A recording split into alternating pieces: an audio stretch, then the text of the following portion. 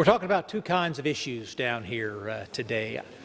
When I listen to my friend from California talk about all the wonderful things that are in the underlying bill, I can't tell you how much I wanted to stand up and celebrate with her. Appropriations season is often that way, Mr. Speaker. You haven't seen it in your time, but there was a time in this institution where the way we spent America's money reflected America's priorities, and it turned out, you wouldn't know it by reading the newspaper, Mr. Speaker, but it turned out those priorities didn't hinge on whether you had an R or a D behind your name. They didn't hinge on whether you came from the Deep South or the Northwest. It turned out that when we started voting on issues $1 at the time, that we began to find that we had agreements with one another that had not yet been explored. We began to find, Mr. Speaker, that we could celebrate achievements together in ways that had not yet been explored. Mr. Speaker, the year I came to Congress, and many of my other colleagues here came that very same year, you may remember the appropriations process hadn't been finished by the Democrats. And when Republicans took over, the young freshman class, of which I was a part, said, we need to get down there and we need to finish that job. It was a Tuesday, Mr. Speaker. We brought up the entire federal discretionary budget. Now, that is a lousy way to do business. It's a lousy way to do business. We used to bring up bills, one appropriations bill at the time. There are 12 bills, Mr. Speaker. We've gotten in a bad habit of omnibus bills. As you know, what we switched to last year and what the Democratic majority is continuing this year is bringing up groups of 4 or 5 bills together. But that time in the spring of 2011, Mr. Speaker, we brought them all up. Brought them all up together. And you know what we said, Mr. Speaker? Brand new Republican majority. You know how it is when majorities change, Mr. Speaker. Folks have gotten their feelings hurt. They feel like they were a little wronged by the previous majority. My friend from California knows what I'm talking about. You might have expected the Republican majority to say, we're going to jam our priorities through, diversity of ideas be damned. But we didn't. It was Speaker John Boehner at that time, Mr. Speaker, and he said, we're bringing up the entire federal discretionary budget, and any member, Mr. Speaker, any member from either side of the aisle who has an idea about how to make it better, your ideas are welcome here on the floor of the House. Oh, you want to talk about a festival of democracy, Mr. Speaker. We started on a Tuesday. We thought we were going to be done by a Thursday. We ended up going 24 hours a day, finishing in the early hours of Saturday morning. And by finishing, Mr. Speaker, I mean we allowed every single member's voice in this body to be heard on every single issue that their constituents sent them here to address. Every member of this institution left tired, Mr. Speaker, but every member of this institution left feeling like they'd had a chance to represent their constituents the way the United States Constitution intended. It doesn't always work that way, Mr. Speaker. I sit on the Rules Committee. We decide what amendments are made in order, what amendments aren't. In the last Congress, when Republicans controlled this institution, we didn't make every amendment in order. We did not make every amendment in order, Mr. Speaker. But what we did do is we made more Democratic amendments in order than Republican amendments. We did. But because for obvious reasons, when you're in the leadership, it's easier to push your agenda. When you have an opportunity not to be in the leadership, it's harder to push your agenda. We made more Democratic amendments in order last Congress, Mr. Speaker, than Republican amendments in an effort to bring a diversity of ideas. This Congress, Mr. Speaker, when Republicans are in the majority and the Democratic in minority and the Democratic majority is writing the rules, 70% of all amendments that have been made in order have been Democratic amendments. 18% of the amendments have come to Republicans.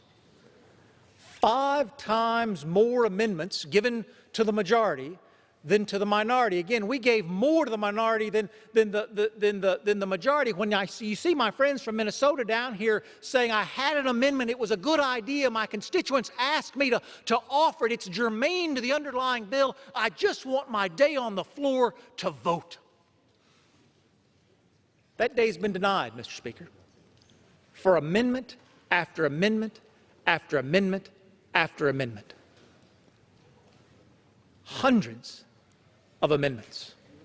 Good ideas, bipartisan ideas. My friend from Illinois, Mr. Shimkus, he had an amendment, Mr. Speaker, that required that we fund nuclear waste disposal licensing. Nuclear waste is spread out all across this country. I don't know if it's in your district, Mr. Speaker, but I've got it right next door to me.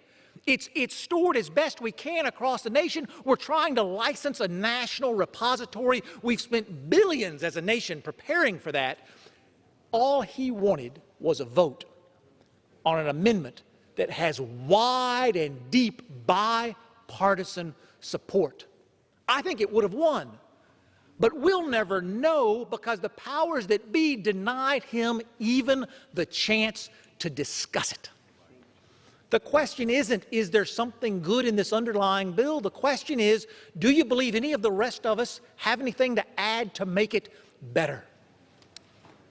My friends made in order some Republican amendments. I told you that so far this year there had been 5 times more Democratic amendments made in order than Republican amendments.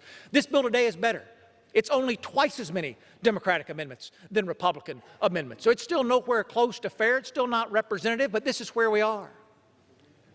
But there's not $1, Mr. Speaker, for the humanitarian crisis on the border. The New York Times said, Mr. Speaker, in an editorial on Sunday, the financial reality is this agency is overwhelmed, talking about the Office of Refugee Resettlement. So far this fiscal year, it has taken charge of nearly 41,000 unaccompanied children, a 57% increase over last year. The entire program could run out of money by the end of June. Not $1 in this bill for that. That is what my colleagues came to ask unanimous consent to do. That is what defeating the previous question would do. We all agree there is a crisis at the border. The editorial goes on from the New York Times, Mr. Speaker. There should be no ambivalence about the urgency of addressing the humanitarian needs. While lawmakers wring their hands and drag their feet, tens of thousands of migrant children are suffering. Congress needs to get serious about dealing with that suffering. There is no bill on its way to the floor, Mr. Speaker, except the one you heard my colleague ask member after member after member for unanimous consent to bring, and you heard my colleagues on the other side of the aisle deny that. I understand. We don't usually get unanimous consent requests approved during Rules Committee debate. I don't fault my colleague for objecting. But if we defeat the previous question, as I am proposing, Mr. Speaker, and we add an amendment to the rule, we will continue to consider the bill that my friend from California is so proud of, but we will also consider the bill. We will also consider the bill that provides immediate funding to the men and women serving us on the border as they seek to address this humanitarian crisis. It gives me no pleasure to bring it up during Rules Committee debate, Mr. Speaker, because I don't think we disagree on this.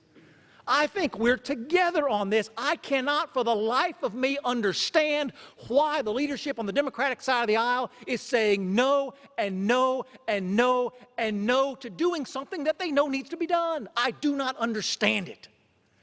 But I know this. Here on Wednesday, we've got one shot to fix it. One.